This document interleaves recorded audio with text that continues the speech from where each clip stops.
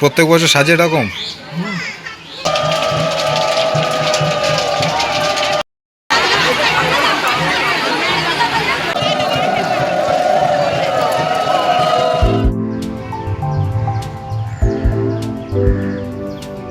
এই হলো কচুরিপানার সেই ফুল, যার জন্যে এই কচুরিপানা ভারতবর্ষে এসেছিল সেই সুদূর অ্যামাজন থেকে।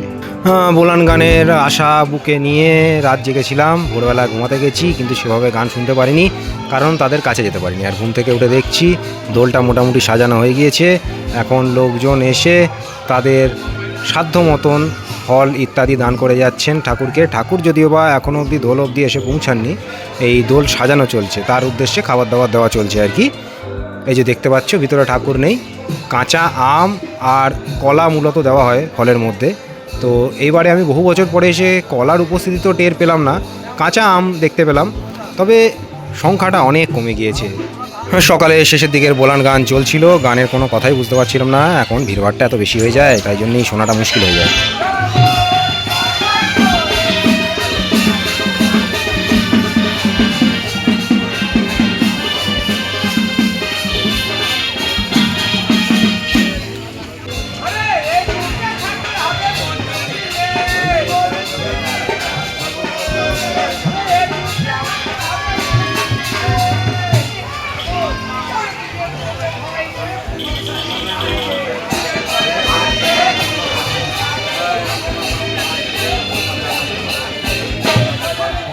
প্রত্যেক বছর সাজে এরকম? কবার হলেই নিয়ে প্রত্যেকবার করবা? যে অভ্রগুলো মুখে লাগিয়েছে, স্কিনে প্রবলেম হবে না?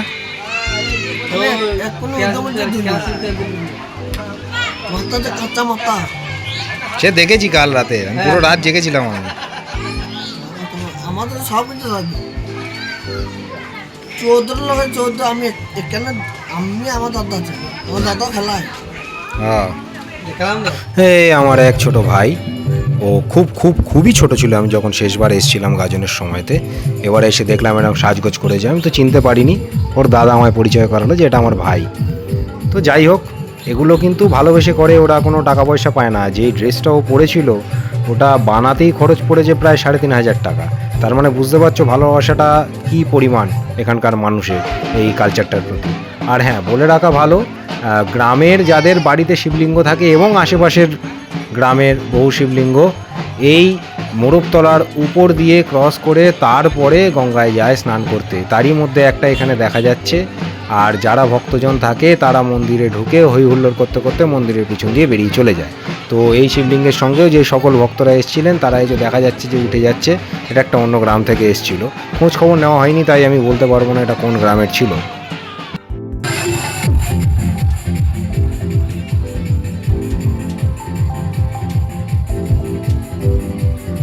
এখানকার মিউজিক দিলে মোটামুটি কপিরাইটের ভয় খুব একটা নেই, কারণ ঢুমটু ঢুমটুম ঢুমটু ঢুমটুম, গানের কথা কিছু বোঝা যাচ্ছে না, খালি বিট বোঝা যাচ্ছে। এই যা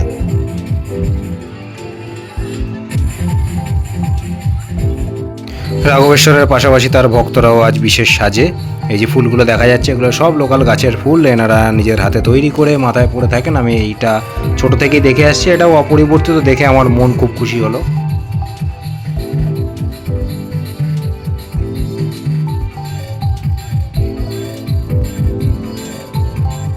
Here is my চাঁদপানা মুখ, যেটা এবার পুড়ে যাচ্ছে। এবার চাঁদে কলঙ্ক তো আছেই, আলো নিভে যাবে এবার। একটা বিষয় নোটিস করলাম, যেটা প্রথম দিন থেকে বলতে ভুলে যাচ্ছি, এখানেও প্রচুর গাছ কাটা হয়ে গেছে। মানে এই যে ক্যানালের এইখানটা খুব সহজে দাঁড়ানো যেত, অনেকগুলো গাছ ছিল এখানটা, শেডের তলায় থাকতো পুরো, সব কটা গাছই দেখছি কাটা পড়ে গিয়েছে। রোদের মধ্যেই বেরিয়ে পড়লাম, একটু নিজের নার্ভ টেস্ট করা হয়ে যাচ্ছে। বলে রাখা ভালো, এখন আমার হাতে বা পিঠে যে ট্যানটা দেখা যায়, অনেকে বলে যে তোমার হাতগুলো তো কালো কেন, পিঠটা কালো কেন। এই ট্যানের পিছনে এই দত্তবরটিয়া গ্রামের অনেক অবদান আছে, মানে আমার পাকামোর অবদান আছে। আজ 19 বছর পরে ওই রকমই একটু পাকামো করতে বেরিয়েছি, ছাতা আছে তাও ছাতা ছাড়া বেরিয়ে পড়েছি। হবো একটু কালো, আর এখন কালো আর ভয় নেই। যখন বয়স কম ছিল, তুলনামূলক অনেক ছোট ছিলাম, তখন যখন প্যান্ট পরে কোনো অসুবিধা হয়নি, এখন আর কোনো অসুবিধা হবে না। বোলান গান মোটামুটি হয়ে গিয়েছে, এখন নাচানাচি চলছে, আর বোলানের দল আসবে বলে মনে হয় না। তবে একে একে অনেকগুলো দোল আসার আছে, দোল মানে পালকি, দেখিয়ে দিয়েছি ইতিমধ্যে আমি। তো আমি একটু বেরিয়ে পড়লাম বাস স্ট্যান্ডের দিকে। এমনি পরিবর্তন যে সবসময় ভালো হবে তা নয়, উন্নয়ন সত্যি ভালো, অনেক উন্নতি ঘটেছে এখানে, জীবনধারা বদলেছে। গ্রামের প্রচুর মানুষ এখন শহরে প্রায়শই যাতায়াত করেন, কলকাতায় যাতায়াত করেন, বহরমপুরে যাতায়াত করেন। আরও বড় ব্যাপার, আমার ছোটোবেলায় এখান থেকে সরাসরি কলকাতার কোনো বাস ছিল না, সেটাও চালু হয়েছে বেশ কয়েক বছর হলো। কিন্তু এই জীবনধারার পরিবর্তনে যে অপসংস্কৃতি প্রবেশ করেছে, সেটা আমি আশা করিনি যে এই গ্রামে হবে, কিন্তু এখানেও হয়েছে। পড়ে আছে বিয়ারের বোতল, মানে শুধু বোতল ফেলে রাখলে কথা ছিল, ভেঙে রেখে দিয়ে গেছে বোতলগুলো। আর এখানকার মাটিতেও এখন প্লাস্টিক মিশছে। আমরা তো চলে যাব, পরবর্তী প্রজন্মের জন্য ভয়ঙ্কর হয়ে উঠছে পৃথিবী। আমার বাস স্ট্যান্ডে চলে যাওয়ার সুবাদে এদিকে দোলগুলো একে একে বেরিয়ে পড়েছে, সেটা আমি মিস করে গেছিলাম। তো যাই হোক, আমার চোখে পড়ে গেল একটা দুটো, সেটা আমার কপালটা ভালো, আমি ছোট্ট করে দেখিয়ে দিলাম। এটা মোড়বতলা হয়েই ধীরে ধীরে এগোচ্ছে, সব একই জায়গাতে যাবে, তবে একসাথে নয়, একসাথে গেলে অনেক ঝামেলা। আর গঙ্গার তীরে আমি যেতে পারিনি, কারণ ওখানে বীভৎস ভিড় হয়, ছোটোবেলাতেও ওইখানে আমি কোনোদিন যাইনি। ফিরে এসে দেখলাম ঠাকুরকে বার করা হচ্ছে, এই ঠাকুরকে নিয়ে পালকিতে তোলা হচ্ছে, আর ভক্তজনের নাচ শুরু হয়ে গিয়েছে। এইবারে দোল তোলা হবে, বেরিয়ে পড়া হবে, আর হরির লুটের বাতাসা ছোড়া চলছে। এমন বাতাসা ছোড়া চলছে যে মাথায় গামছা বাঁধা না থাকলে মাথা ফেটে গেলে অবাক হওয়ার কিছু নেই।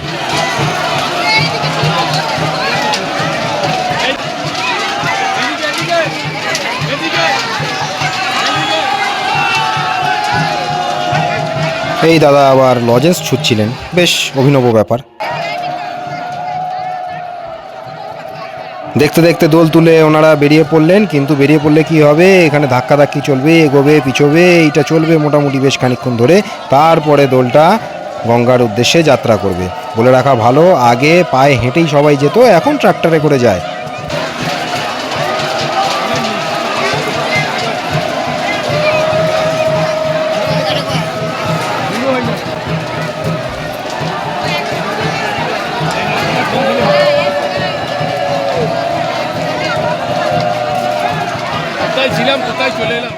মেজেরার অবস্থা দেখো, দেখে মনে হচ্ছে যেন কোথাও কোথাও মার্বেল ফার্বেল কাটা হয়েছে বা পাহাড়ের আশেপাশের জমি, তাই জন্য সাদা সাদা পাথর রয়েছে, কিন্তু না, এগুলো সব বাতাসার গুঁড়ো।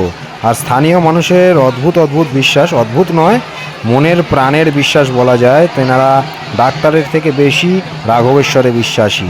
কিভাবে, তার একটা ছোট্ট ঝলক দেখাবো। এখন আপাতত দোলটাকে নাচানো চলছে মন্দিরের সামনে নিয়ে গিয়ে, এরপরে দুর্গা মন্দিরের সামনে মা দুর্গার সঙ্গে অর্থাৎ স্ত্রীর সঙ্গে একবার সাক্ষাৎ করে যাবেন যে দাঁড়াও আমি স্নান করে আসছি।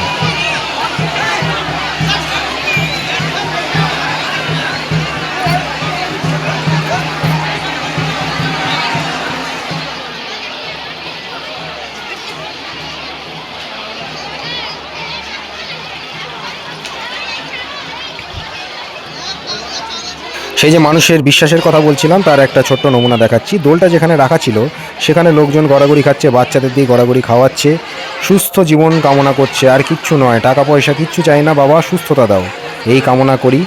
বছর বছর এই দিন ফিরে আসুক, এই গাজন উৎসব টিকে থাকুক। ভিড় সরে যাওয়ার পরে মণ্ডপতলার এই পরিস্থিতি দাঁড়িয়েছে এখন। কালকে মূল পূজার আগে এই জায়গা পরিষ্কার হয়ে যাবে। তবে আমার কপাল বেশ ভালো, পিসেমশাই আমায় একটা বিশেষ দায়িত্ব দিয়েছিলেন, সেইটার বিষয় দেখাবো। তার আগে একটু বাড়িটার পরিচয় করাই। এই যে টিনের চালটা দেখা যাচ্ছে, এই অ্যাসবেস্টারের চালের তলায় ছিল আগে রান্নাঘর, আর টিনের চালের উপরে দোতলা বাড়ি ছিল এটা পুরোপুরি। ওপরের তলাটা ভেঙে পড়ে গিয়েছে, এটা মাটির দোতলা বাড়ি ছিল। আর ওই যে বাড়িটা দেখা যাচ্ছে পাকা বাড়ি, এইটা আর একটা মাটির দোতলা বাড়ি ছিল, দুদিকে দুটো বাড়ি। মোটামুটি এই পাকা বাড়িটা সব থেকে উঁচু যে পয়েন্টটা রয়েছে, এই যে সব থেকে উঁচু পয়েন্টটা, এর থেকেও উঁচু ছিল দোতলা বাড়িটা। আর এই মুহূর্তে আমি যে ছাদটার উপর দাঁড়িয়ে আছি, এই জায়গাটা পুরনো ভাঙা বাড়ির, মানে আমার জন্মের আগের পুরনো ভাঙা বাড়ির ভিটে ছিল। আর এই যে আম গাছটা দেখতে পাচ্ছ, এই আম গাছ আমি দেখিনি চোখে, এবারে এসে প্রথম দেখলাম, মানে 2018 সালে ছোট অবস্থায় দেখেছি গাছটাকে। আর এইখানটাতে থাকতো ধানের গোলা, পাশাপাশি দুটো ধানের গোলা ছিল। এখন তো ধান স্টোর করার অনেক উপায় রয়েছে। আরও একটা বিষয়, ওই যে দূরে দেখা যাচ্ছে মন্দিরের মাথায় ত্রিশূল। আমার ছোটোবেলায় দেখা মানুষের তৈরি গ্রামের সবথেকে উঁচু কেন্দ্রবিন্দু এইটাই ছিল। এর থেকে উঁচু মানুষের তৈরি কিছু ছিল না, যা ছিল গাছপালা ছিল। কিন্তু এখন মানুষের তৈরি ফোনের টাওয়ারটা পাশে দাঁড়িয়ে আছে গ্রামের সবথেকে উঁচু জায়গা। আগের দিনই বলেছি ছোদ্দা আমার ইলেকট্রিকের ব্যবসায়ী। আরও একটা মজার বিষয় হলো, এখানে শুধু ইলেকট্রিকের ব্যবসায়ী হলে হয় না, ডেকোরেটার্স আর ইলেকট্রিশিয়ান একসঙ্গে হতে হয়। এই যে পাখাগুলো ঝুলছে, কোনো কিছু খারাপ নয়। এই দেখো, এই যে একটা সিস্টেম, এই সিস্টেমই তোমার কান, মাথা, বুক, পেট সব খারাপ করতে সিদ্ধহস্ত। আমি যেদিন এখানে এসেছিলাম এইখানেও এরকম একটা সিস্টেম রাখা ছিল, কিন্তু সেই সিস্টেমটা এখন ভাড়াতে গেছে বলে তাই জন্য দেখাতে পাচ্ছি না। আর এই যে আরও কতগুলো স্পিকার লাইন দিয়ে রাখা রয়েছে। ছোটোবেলায় এইখানে আমার ভালো লাগতো, কারণ কারেন্ট গেলে ছোদ্দা তখন জেনারেটর চালিয়ে দিত। আমার দেশের বাড়ি অর্থাৎ শ্রীগ্রামে গিয়ে ওই মজাটা ছিল না, জেনারেটরের মজাটা ছিল না। আর তখন শ্রীগ্রামের বাড়িতে কারেন্টও ছিল না। হ্যাঁ, আমি সেই যুগের মানুষ বাবু, কী করা যাবে বলো।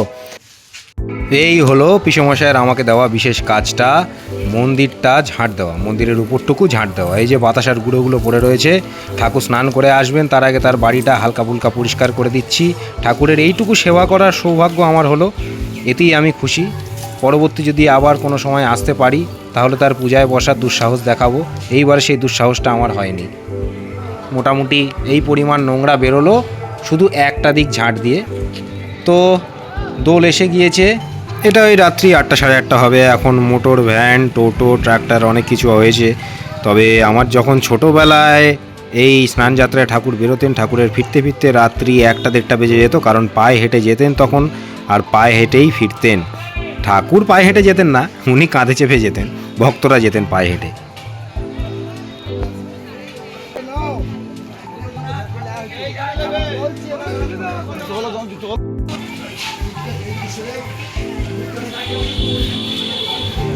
তাকে দোল সমেত বাড়ি তুলে দিতে হবে, তিনি দোল থেকে নামবেন না।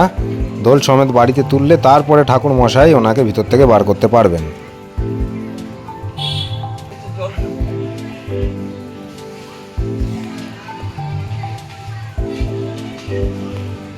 এই পিসমশাই ওনাকে বার করলেন, এবার নিয়ে গিয়ে ওনাকে যথাস্থানে রেখে ওনাকে বিশ্রামের জন্য বসিয়ে রাখবেন।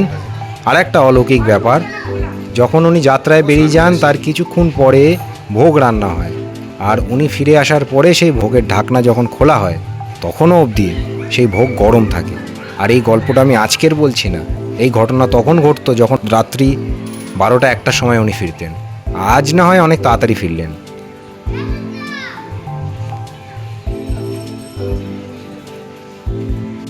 বলেছিলাম আম অনেক কম পড়েছে, নইলে এর 10 গুণ আম পড়তো আগে। কাল এখানে আমার শেষ দিন, মিস করব জায়গাটাকে। তবে তোমরা আমাকে মিস করলে লেগে থাকো, ভিডিওটা লাইক করো, শেয়ার করতে ভুলো না।